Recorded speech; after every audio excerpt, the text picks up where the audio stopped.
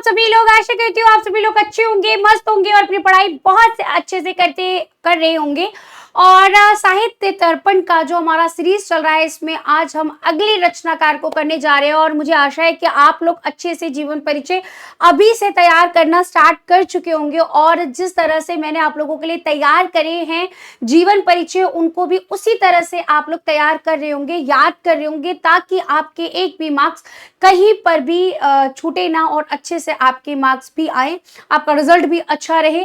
क्योंकि हमारे लिए एक एक नंबर भी मायने रखता है। और हाँ भाई, लेखक परिचय से सवाल तो बिल्कुल भी हम लोग नहीं छोड़ सकते हैं, चाहे फिर वो हमारे लिए बहुविकल्प आधारित हो और फिर चाहे उनकी जीवन परिचय पर एक प्रॉपर क्वेश्चन ही क्यों ना आए, हमें अच्छे से आना चाहिए। तो चलिए, आज के जो हमारे राइटर रहने वाले हैं यानी रचनाकार रहने वाले हैं, वो हैं जयशंकर प्रसाद जी के बारे में आज हम पढ़ने वाले हैं। तो चलिए स्टार्ट करते हैं। पहले उनके बारे में शॉर्ट में थोड़ा सा जानते हैं कि जयशंकर प्रसाद जी के बारे में आपने सुना ही होगा, छायावाद के जनक। सबसे पहला तो मैं इनके साथ एक नाम, एक चीज लिखूंगी, इन्हें छायावाद का प्रवर्तक, छायावाद का जनक कहा जाता है। छायावाद का जनक, प्रवर्तक कहा जाता है। ठीक है। इनके बारे में आपने बहुत सुना भी होगा, इनकी रचनाओं के बारे में आपने बहुत सुना होगा। तो चलिए इनके बारे में जानते हैं। इनके पिताजी का नाम बाबू देवी प्रसाद साहू था। माताजी का नाम श्रीमती मुन्नी देवी था। जन्म स्थान व तिथि की बात करी जाए तो इनका जन्म 30 जनवरी 1889 में वाराणसी उत्तर प्रदेश में हुआ था। ठीक है। प्रारंभिक शिक्षा जो थी वो वाराणसी में हुई थी। प्रसाद जी के स्व अध्याय से उन्होंने खुद से पढ़कर संस्कृत, हिंदी और अंग्रेजी साहित्य का गहन अध्ययन किया था। पेशे से वो क्या थे बेटा? साहित्यकार थे, कवि थे, नाटककार थे, उपन्यासकार थे और पुरस्कार में उन्हें हिंदी साहित्य में अनेक योगदान दिया था और उन्हें उच्च सम्मान मिला था।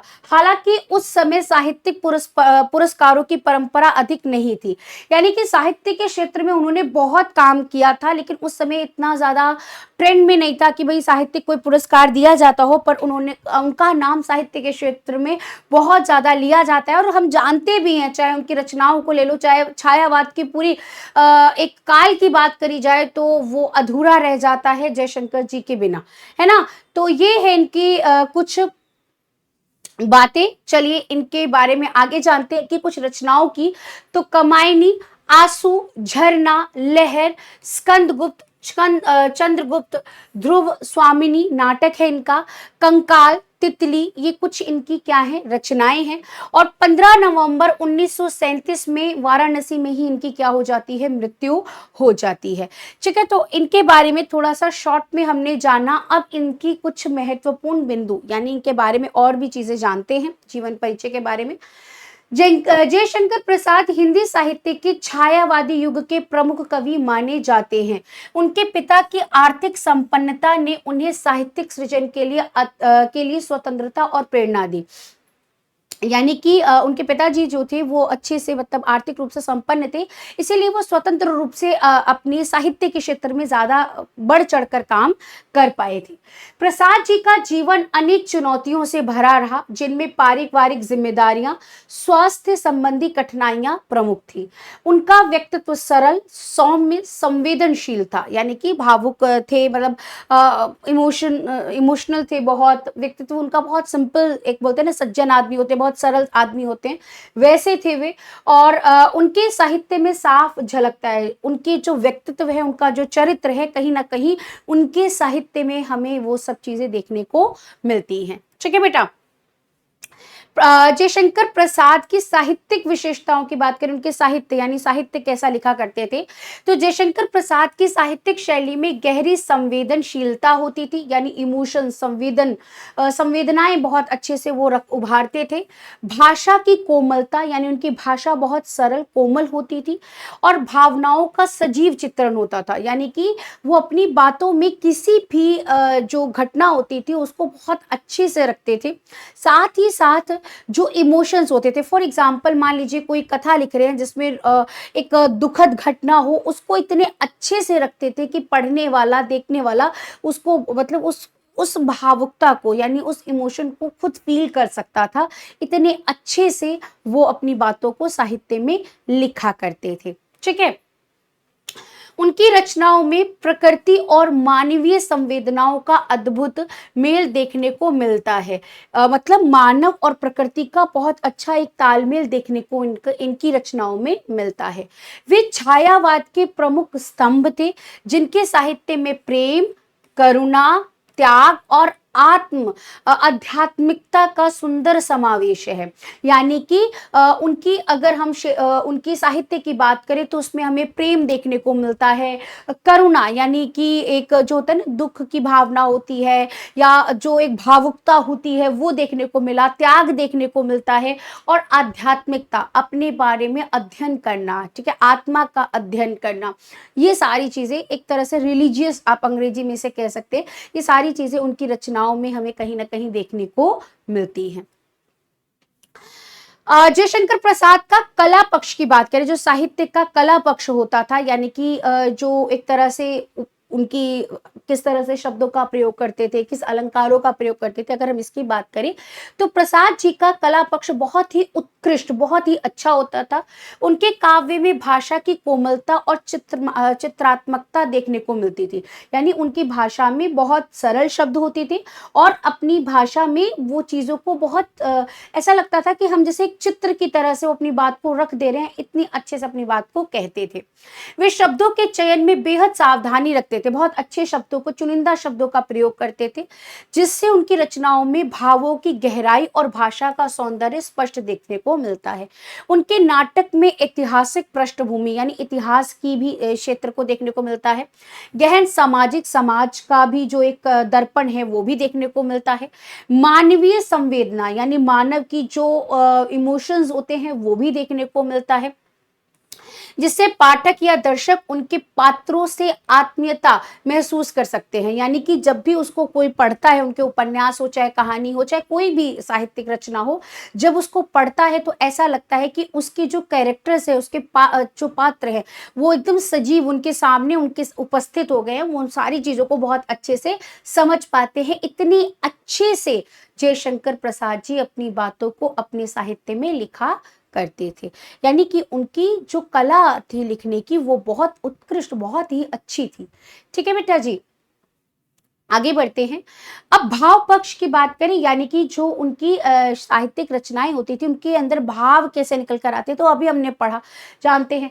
प्रसाद जी के साहित्य में भाव पक्ष की विशेषता यह है कि उनके काव्य में, नाटकों में प्रेम, पीड़ा, त्याग, मानवीय करुणा की अद्वितीयता अभिव्यक्ति, मतलब ऐसा कोई दूसरा अभिव्यक्ति नहीं कर सकता, इतनी अच्छी अभिव्यक्ति होती थी। उनकी रचनाएं मानवीय संवेदनाओं की गहराई और मानसिक संघर्ष को बड़ी संवेदनशीलता के साथ प्रस्तुत करती है।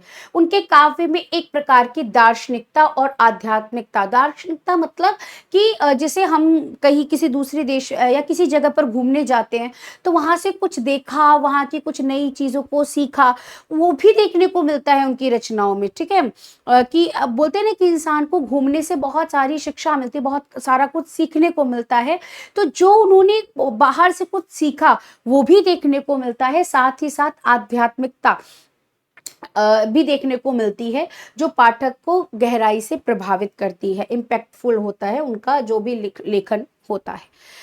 अब उनके साहित्यिक योगदान की बात करें तो जयशंकर प्रसाद ने हिंदी साहित्य को छायावादी काव्य शैली में नए आयाम दिए। उन्होंने हिंदी नाटक लेखन में ऐतिहासिक और सांस्कृतिक विषयों में प्रस्तुत को नई दिशा दी थी। प्रसाद जी की रचनाएं भावात्मक गहराई और दार्शनिकता से परिपूर्ण होती थी, अभी हमने ये पढ़ा। उनकी कविता कामायनी को हिंदी काव्य का सर्वश्रेष्ठतम उदाहरण माना जाता है। उन्होंने अपनी हिंदी साहित्य में कथा, नाटक और उपन्यास लेखन के माध्यम से मौलिक योगदान किया जो आज भी प्रासंगिक है। तो ये था इनका पूरा का पूरा जीवन परिचय। अब देखिए बेटा, मैं ये क्वेश्चन कराने से पहले मैं हमेशा कहती हूँ कि मैं आपके लिए प्रीवियस ईयर कुछ क्वेश्चंस भी लेकर आती हूँ, कैसे प्रश्न एग्जाम में पूछे जाते हैं। सो मोस्ट इंपॉर्टेंट राइटर हैं जयशंकर प्रसाद जी, आप इनको बिल्कुल भी नहीं बिसरा सकते हैं, बोल सकते हैं, इनको आपको याद करना ही करना पड़ेगा। ठीक है, जयशंकर प्रसाद के जीवन परिचय देते हुए उनकी रचनाओं का उल्लेख कीजिए। 2013 में, 14 में, 15 में, 16 में, फिर आप देखेंगे 18 में, 19 में, 20 में, इस तरह से प्रश्न आए ही आए हैं। तो आप इनको बिल्कुल भी लाइटली मत लीजिएगा। जयशंकर प्रसाद जी की रचनाएं जरूर करके जाइएगा। मतलब रचना क्या, उनका पूरा जीवन परिचय अच्छे से याद करके जाइएगा, प्लस इनकी रचनाएं भी याद करके जाइएगा, क्वेश्चन आता है। ठीक है, फिर उनके प्रसाद जी का साहित्यिक परिचय देते हुए उनकी भाषा शैली पर प्रकाश डालिए, साहित्यिक परिचय देते हुए उनके जीवन पर प्रकाश डालिए, उनकी विशेषताओं पर प्रकाश डालिए, लेखन शैली पर प्रकाश डालिए। तो इस तरह से आपको सारे क्वेश्चन एक जगह मैंने दे दिए हैं, आप इसको भी याद कर सकते हैं। साथ साथ आपकी पुस्तक में भी जो कला पक्ष, भाव पक्ष दिया है, उसमें से जो भी आपको सरल पंक्तियां लगती हैं, आप उनमें से भी याद कर सकते हैं। सो आपके पास अच्छा एक मतलब सोर्स हो गया है जिसके जरिए आप पढ़ सकते हैं और याद कर सकते हैं। अब इस पे बहुविकल्पीय प्रश्न किस आधार पर आते हैं, जैसे जयशंकर प्रसाद जी का जन्म कब हुआ, तो ये क्वेश्चन आप मुझे कमेंट सेशन में होमवर्क में बताएंगे, क्योंकि कुछ क्वेश्चन मैं सब कुछ आपको मतलब मेरे द्वारा मिल जाएगा। तो आप क्या करेंगे, अब आपने पूरा चैप्टर पढ़ा, तो इस पर आप कमेंट सेशन में ये 5 प्रश्नों के उत्तर आप मुझे देंगे कि जयशंकर प्रसाद जी का जन्म कब हुआ, जयशंकर प्रसाद जी का प्रमुख काव्य संग्रह कौन सा है, और ये सारी चीजें मैंने आपके उसमें रखी हैं। ठीक है, जीवन परिचय में, तो वहां से आप बता सकते हैं।